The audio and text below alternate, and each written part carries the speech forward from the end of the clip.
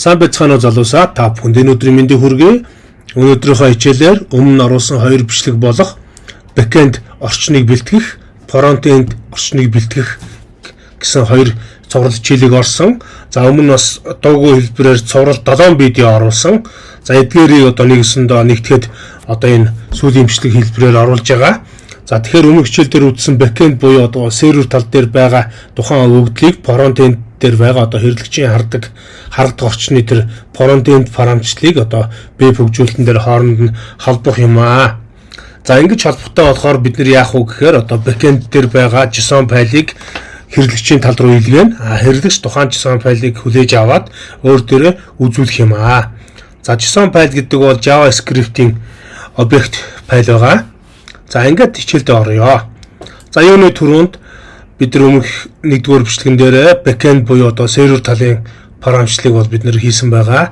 Серверээ эхлээд асаая.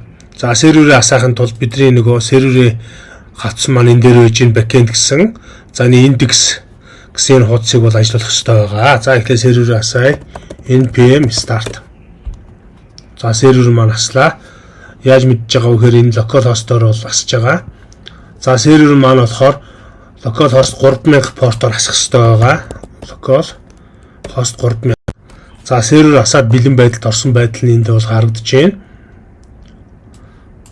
За одоо хэрэглэгчийн тал буюу frontend дотор байгаа user хатсан доторх хэрэглэгчийн хэсгийг асаая. За энийг асаахын тулд дараах кодыг бичих хэрэгтэй байгаа. Шинээр terminal нэгээд cd frontend гэж бичнэ.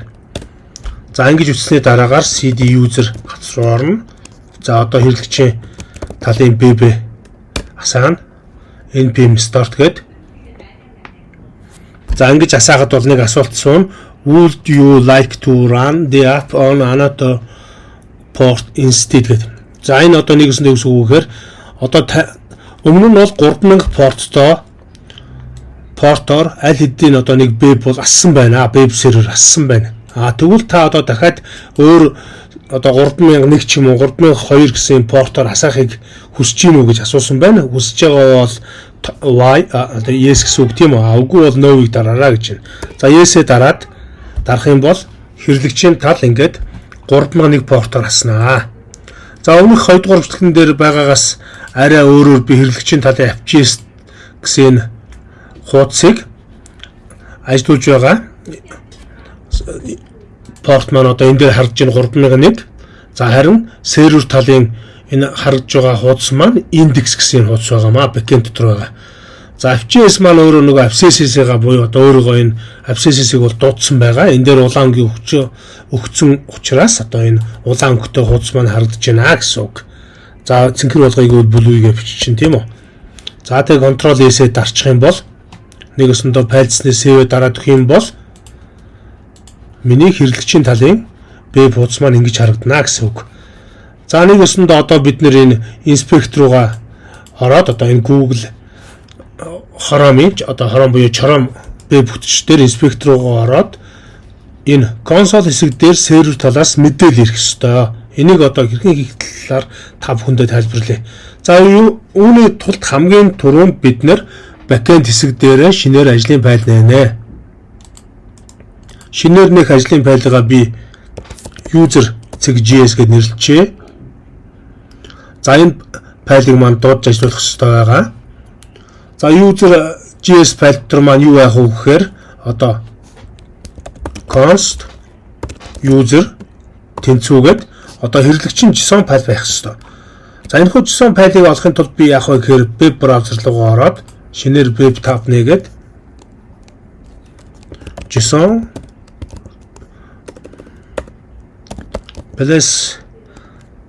placeholder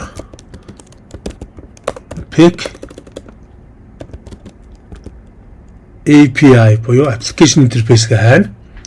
За интернеттэй холбоотгоё. Интернеттэй холбоог байгаа юм байна.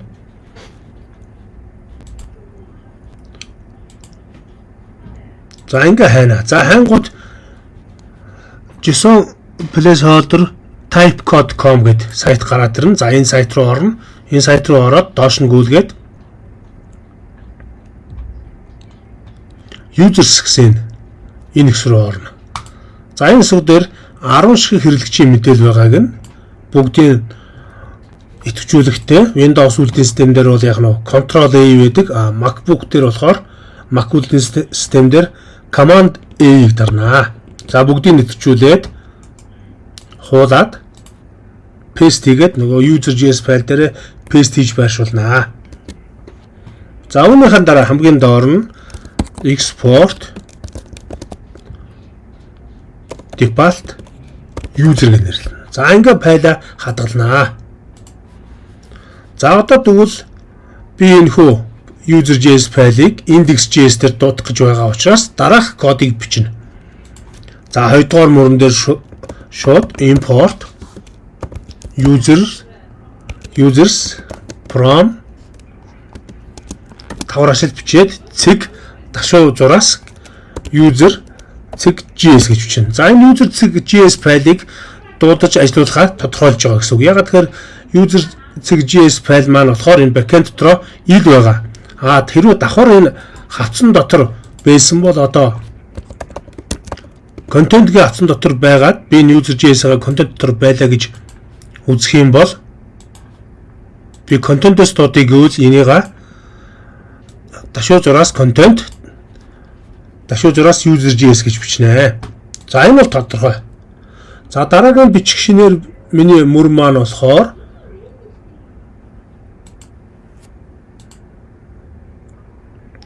за энэ порт 3000 дээр биччихье.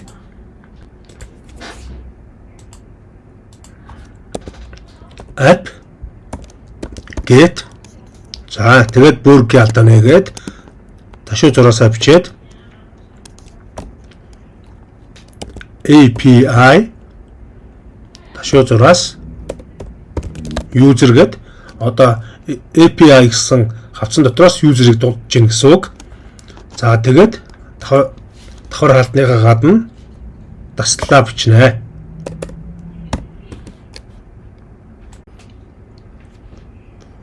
За бүргийн алдаа хаагаад хааж нэгээд дотор нь request буюу одоо серверээс илгээх хүсэлтийг бичнэ. Request rec гэж. Res гэдэг маань одоо resend буюу одоо нөгөө хэрэглэгч маань front end-ээс сервер рүү илгээж байгаа хүсэлтийг бол res-ээр тодорхойлно. За энэ дараагаар юу хийх вэ? Бид нэр одоо бүргийн алдаа хаасны дараагаар функц авчих ёстой. React маань JavaScript-ээс суурилж бичдэг учраас бид нар функцийг тэнцүү зураас их багын тэмдэгт тодорхойлдог. За тэгээ гоё алдаа нэгээд доош нь нэг мөр унгачнаа. За үүний дараагаар бид нэр 11-р мөрөн дээр res цэг одоо send буюу тэ нөгөө сервер порт тал руугаа илгээх өгдөл маань send гэсэн функц цэг бичээд бүргийн алдаа нэгээд дотор нь users гэж бичиж өгнө. За нэг үсэндээ серверээс одоо front end руу илгээж байгаа өгдлийг sender бол илгээж болно. За энийгээ бичээд болцсон бол бид нэр файлцснээсээ save дараад хадгалчихнаа. За үүний дараагаар одоо хэрэглэгчийн хэсэг маань одоо энэ кодоо бол хүлээж авч сонсох ёстой. За сервер хэсгээр болохоор ямар нэгэн алдаа байхгүйгээр асуудалгүй мэдээлэл маань асч байгаа. Сервер хэсэг маань энэ дээр харагдаж байна. Харин хэрэглэгчийн хэсэг маань энэ дээр харагдаж байна. За пэйж руугаа буцаад оръё. Сервер маань localhost 3000 дээр байгаа. Хэрэглэгчийн хэсэг маань localhost 3001 дээр портон дээр байгаа. За одоо тэгвэл хэдүүлээ. Хэрэглэгчийн кодны хэсгийг бол бичээ. За энэ дээр маань одоо серверээс илгээсэн кодыг хэрэглэгчийн хэсэг дээр унших хэрэгтэй байгаа. Front end хавцсан доторх source хавцсныхаа FJS гэсэн кодыг өөрчилж бичнэ. За энэхийн тулд хамгийн түрүүнд нэгдүгээр мөрөн дээр юу бичих вэ гэхээр import react гоё алдаа нэгээд use effect. За тэгээд from React нэгүсэндээ React-аас React use effect хоёрыг импортлж оруулж ирж байна гэсэн үг. За ард нь цэг дасал бичсэн ч байж болно, бичихгүй байсан ч болно. За үүний дараагаар яах вэ гэхээр энэхүү function хэсэг дээр бид нэр одоо дараах кодыг бичих ёстой байна. За мөр унгаалаа.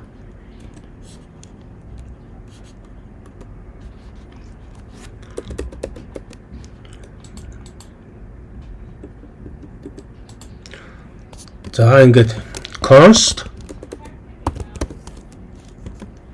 get user тэнцүү функц нэгээд за функцийнхаа тэнцүүгийн тэмдэг их багын тэмдэгээ бичээд за тэгээд гоё хаалтаа нэгээд дотор нь дараах кодыг бичнэ. Patch маань одоо нөгөө серверээс илгээж байгаа нөгөө res send гэсэн функцийг хүлээж авч сонсож байгаа гэсэн үг.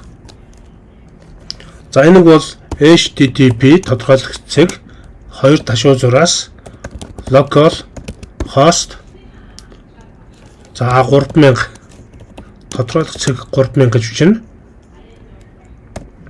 За -6-аас API -6-аас user. За ингэ биччихнэ. За тэнгууд дараа нь доотлын мөрөн дээр нь юу бичих вэ гэхээр then за дэнийхээ өмнө цэгтэй байгаа. Цэгээ орхичлоо. Then гээд then функцэн дотроо res функцэн res JSON гэсэн функц дотгоо өгсөн. За дараа нь цэг then функцэн бүрг ялтаа нэгээд JSON функцэн console өгдлөө гаргаж байгаа. Console цэг log. За энэ console дотроо нөгөө JSON функц оруулаад өгнө. За үүний дараагаар бид нэр энэний доор use effect функцийг бичнэ.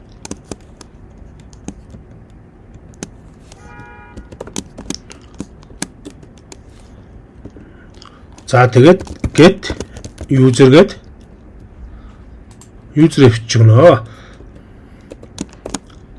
За гоё хаалт бүрэг хаалтаа хааж өгөөд гоё хаалт бүрэг хаалт хоорондох завсар бид нэр таслал дөрвөлжин хаалтаа бичиж өгнө.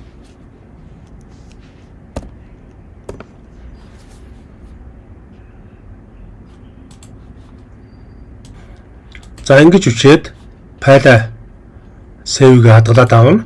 За хадгалсныхаа дараа одоо яах вэ гэхээр ерөнхийдөө бол яах вэ гэхээр нөгөө сервер маань 3000 портоор өгдлөө илгээж байгаа.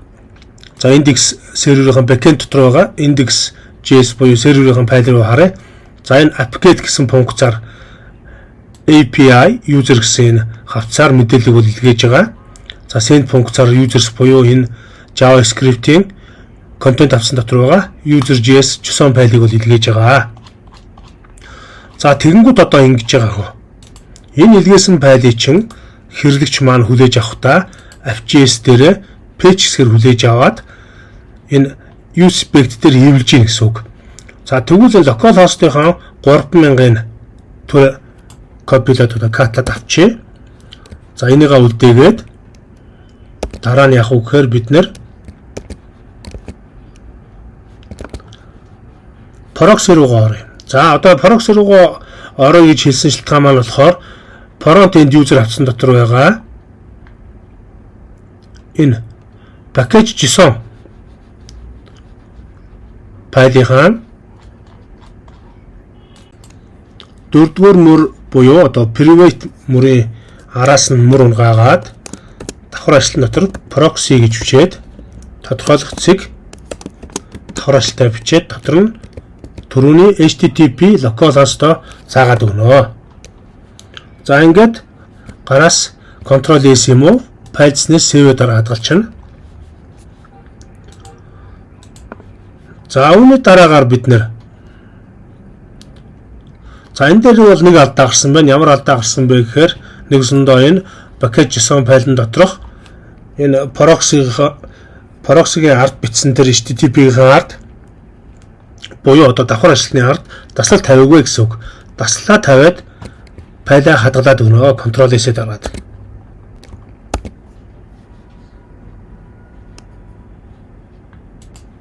За үүний дараагаар бид нар дээр түрүүн нэг гарсан алдаа маань ямар алдаа байсан бэ гэхээр энэ get user-ийн ард байгаа энэ get user ч өөрөө функц болж байгаа учраас boolean алдаа нэгээд хаагаад өгнө. За ингэж нээж хааж өгсөний дараа файлаа дахиад хадгалчихна. Ctrl S-ээ дараад за ингээ хадгалангууд энэ маань бидний одоо нэг хэрэглэгчийн бичиж байгаа front-end хэсгийн ажиллаж байгаа 3001 port-то web маань compiled successfully-гээ гараад ирнэ. За web руугаа ороо харъя. JSON файл илгээсэн чинь энэ дээр зөх хэмжээний жижиг алдаанууд гарсан байна. За одоо энэ алдаануудыг зарчвал асуудалгүй болно. За энэ хүү файлаа дахин ажиллуулад үзье. Одоо хэрэглэгчийн талын front-end талынхаа compiled хийсэн энэ хэсгээ. За серверийнх маань энэ дээр байж гин хэрэглэгчийн доор байж гинэ. Ctrl C-гээ дарах юм бол энэ хүү веб серверийг бол унтраах команд ирнэ.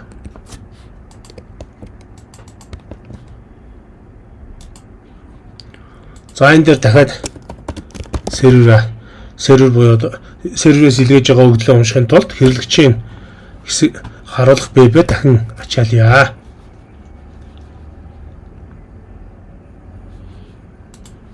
За энэ дээр маань мэдээлэл маань одоохондоо ийм байдалтай дахин гарсан байна. Одоо дахиад засварлаа.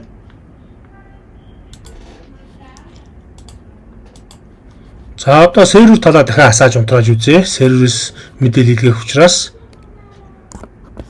серверээ унтраалаа. Серверээ асаалаа. За сервер ассан энэ байна. За хэрэглэгчийн тал дээр мэдээлэл refresh хийлээ. За ороод ирлээ. За ингээд серверээс илгээсэн JSON файл хэрэглэгчийн тал дээр ирж байгаа нь энэ дээр харагдаж байна. 10 шиг хэрэглэгчийн мэдээлэл байгаа гэсэн дараах байдлаар гарч байна. За одоо энийг веб хуудсан дээр одоо боддоор хийвч харагдана. Нэг усандаа энэ маань одоо inspect хэсгээс консолоор харуулж байгаа учраас хэрэглэгчид бол юу ч харагдахгүй. Ингээ харахаар. За inspect руугаа орлоо. Консоль дотор орохоор саяны энэ JSON файл маань харагдаж байна гэсэн үг. За одоо тэгвэл хэрэглэгчийн талын app.js буюу одоо front-end-ийн user авсан дотор байгаа source авсан дотор байгаа app.js гэсэн кодыг бол сольж бичье. За энэ дээр юу бичих ёстой вэ гэхээр бид нэр use-spec-ийн ард use state функцийг бичиж өгнө. За үүний дараагаар бид нэр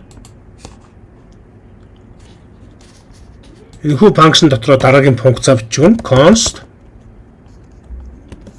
дөрвөлжийн алтан дотор user таслал set user за тэгээд тэнцүү use state функц.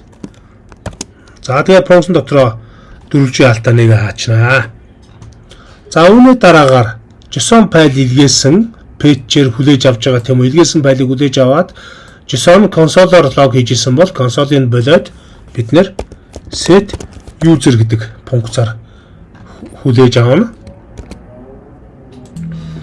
За илгээсэн JSON файлыг одоо үндсэн веб дээр хүлээж авахын тулд BB маань энэ return хэсэг дотор одоо бид нэр кодчлоо шинээр бичнэ. За hello project гэсэн байна. За энэнийх нь ард нь backend and front end гэж бичижээ. За мөр унгаагаад гоё буюу одоо угалзан хаалтаа бичээ дотор нь user цэг map функцаа бичлээ. Функцэн доторх бөөрөнгийн алтаа нээлээ. Дахин бөөрөнгийн алт нээгээд data гэж бичнэ. За data-гийн араас бид нэр юу хийж байгаа юм бэ гэхээр функцаа үүсгээд гоё алтаа нээгээд мөр унгаана. За энэ дотор return төлхөргөө бичнэ. За тэгээ хоосон tag нээгээд хаачнаа. За одоо бидний дотор нөгөө div tag-ыг ашиглана. За div tag дотор бид нэр юу хийж байгаа юм бэ гэхээр одоо нөгөө хэрэглэгчийн мэдээллийг хэвлэнэ. За h1 маань том учраас h2 төвшөнд хэрэглэгчийн тагуудыг бичээ. За хэрэглэгчийн нэр 8. За дараа нь Ер нь бол бидний нөгөө JSON файл маань болохоор backend авсан дотороо JSON файл маань болохоор хэрэглэгчийн email хаяг, гэрийн хаяг, за тэгээд тухайн хэрэглэгчийн ID, нэр, username гэдэг гэсэн утгуудыг бол авсан байгаа. Тэгэхээр бид нар бол одоо name, username, email хаягийг бол хэвлэе. За энэ дээр username, за дараагийн H2 tag дээр email. За тодорхой цэгийг тавиад ардна. За авчи. За одоо яах вэ гэхээр бид нэр гоё хаалтаа бичээд гоё хаалтан дотор data sig name. Data маань болохоор яах вэ гэхээр JSON файлыг оруулж ирж уншиж байгаа хэсэг маань байгаа. Data username, data sig email. За тэгээд гоё хаалтаа хаачна. За үүнийхээ дараа яах вэ гэхээр хийсэн өөрчлөлтөө хадгалахын тулд file.ns save командаа дарна. За ингэж дарснаар одоо манай мэдээлэл бол хэрэглэгчийн веб буюу front-end дээр хэвлэгдсэн байх ёстой. За хэвлэгдсэн байна. Console хэсэг дээр харж байгаа Lynn Graham гэдэг хүн маань энэ дээр байж байна. За username нь Brett, email хаяг нь Sansera April B гэдэг. За ингэж харагдана гэсэн үг. За одоо энэ дээр бид нэр дараагийн өөрчлөлтийг хийнэ. За тэр нь ямар өөрчлөлт хийх вэ гэхээр энэхүү одоо нэг JSON файлыг гадуур нь хүрээлж өгөх ёстой байгаа. За хүрээлэхийн тулд дараах кодыг бичнэ. Буцаад FJS код хэсэг рүү ороод за deep гэсэн одоо энэ хэсэг дээр кодоо бичиж өгнө гэсэн үг. Styles тэнцүү гоё алтаа нээгээд таагаад за давхар нээж хаана. За дотор нь border буюу хүрээ. За тэгээд давхар ашлтаа нээгээд 2pixel solid gray.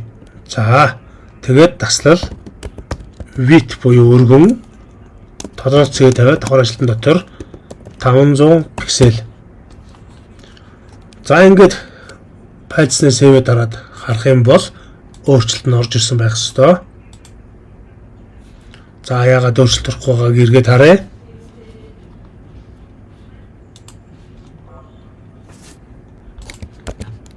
Хэрэглэгчийн код ажиллууллаа.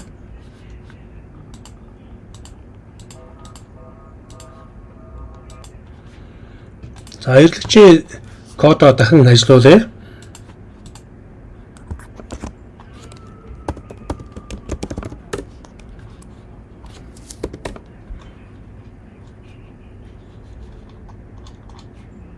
За гэрэг кодн дээр юу гэж хэлсэн байгааг одоо харъя.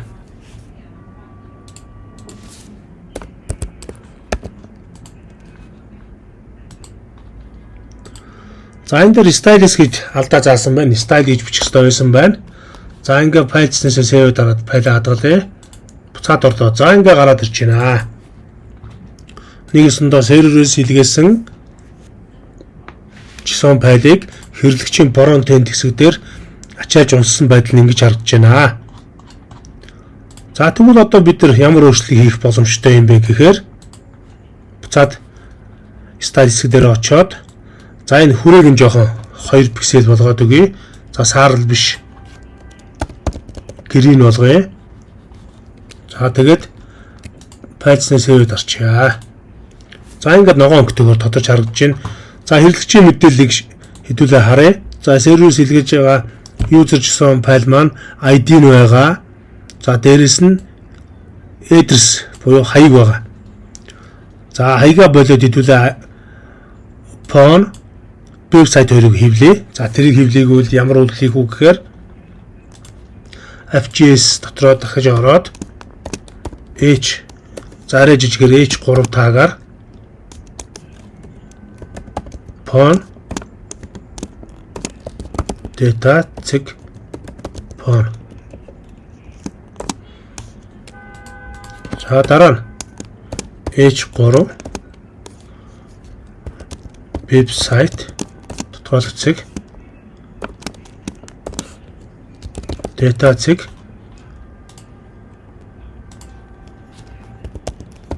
вебсайт. За ингээ файл хадгалаад өгнө. За хадгалангууд хэрэглэгчийн утасны дугаар вебсайт гарч ирж байна. За одоо дугаарыг нь бол хэвлж харуулъя. ID-г нь. За тэгэхээр тулд энэ дээр нь H1 өндөр тоогоор ID тодорхойлох цэг, data цэг, ID. За ингээ бичиж байна. За ингээ контрол S-ээр дараад өгөх юм бол хэрэглэгчийн ID нь бол томоор гараад ирнэ. 1 2 3 4 5 6 7 8 9 10. За хэрэглэгчийн ID-г бол хэдүүлээ одоо салгыг гэвэл нөгөө style үгийг гэвэл яах нь вэ? Style функц авчиад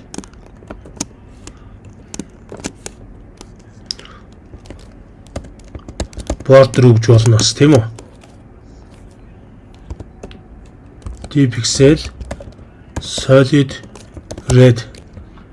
За control S төвчлөрөө гараас дараад өгье.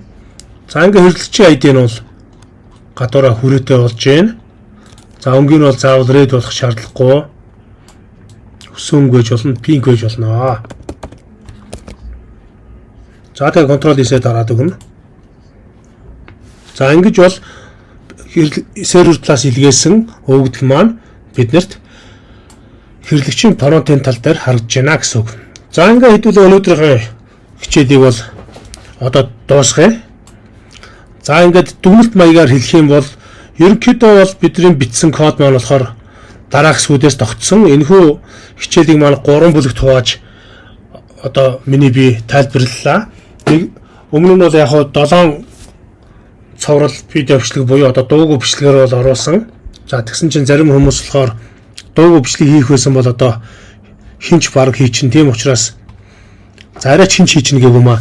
Гадаадын сайтаа үзсэн дээр юм шүүгээ бичсэн болохоор нь одоо миний би бол өөрөө монгол хэлээр бол их хэлээрээ сайхан орчуулад хийлээ. За энэ тайлбараа хэдүүлээ дүгнээд одоо та бүхэндээ тайлбарлая. За код хэсэг дээр очие. Сервер талын backend хавцас, хэрэглэгчийн фронтенд хавцгаа хоёрхан хавцас байгаа. За backend маань болохоор сервер талынхаа кодчилсан кодын хэсэг одоо хэрэглэгч рүү илгээж байгаа. Фронтенд маань болохоор хэрэглэгчд харагдах хэсэг байгаамаа. Яг энэ веб дээр харагдаж байгаа шиг фронтенд хэсэг маань энэ Hello Pro Academy backend frontend гэж байна. За сервер аслаа бэлэн байдалд орлоо гэж. За тэгвэл бид нэр бичсэн код нь болохоор сервер талдаа индекс хавцсан дээр өгдлүүдээ бол илгээсэн хэрэглэгч рүү тэгээд контент дотроос user.js буюу одоо JavaScript-ийн JSON объект файлуудыг бол илгээсэн байгаа. 10 хэрэглэгчийн мэдээлэл байгаа. За хэрэглэгч тал дээр очих юм бол фронтенд хавцсан дотор user гэсэн хавцыг бол npx grid react app user гэдгээр бол командаар суулгасан. За энэ дотор байгаа app.js кодны үндсэн хэсэг дээр маань нөгөө серверээс илгээж байгаа хэсгийг хүлээж авч байгаа кодчлоо бичсэн байгаа. За үндсэндээ бол яг серверээс илгээжсэнийг хүлээж авч байгаа кодчлын хэсэг бол ингээд бол харагдаж байна. 6-аас 16 дахь мөрүүд, за мөн 1-р мөрүүд байж байна. За тэгээд дараа нөгөө серверээс илгээсэн өгдлийг хэрэглэгчдээр хүлээж авахдаа энэ 21-ээс 30 дахь мөр дээр бол бид нар хүлээж авч өгдөл нь бол 31-р мөр дээр хүлээж авч хэвлж байгаа. За тэгэхээр серверээс илгээж байгаа сервер аслаа бэлэн байдалд орлоо гэдэг код хэсэг маань энэ дээр харагдаж байна. За энийг бол одоо би та бүхэндээ засаад кодыг нь бол харуулъя.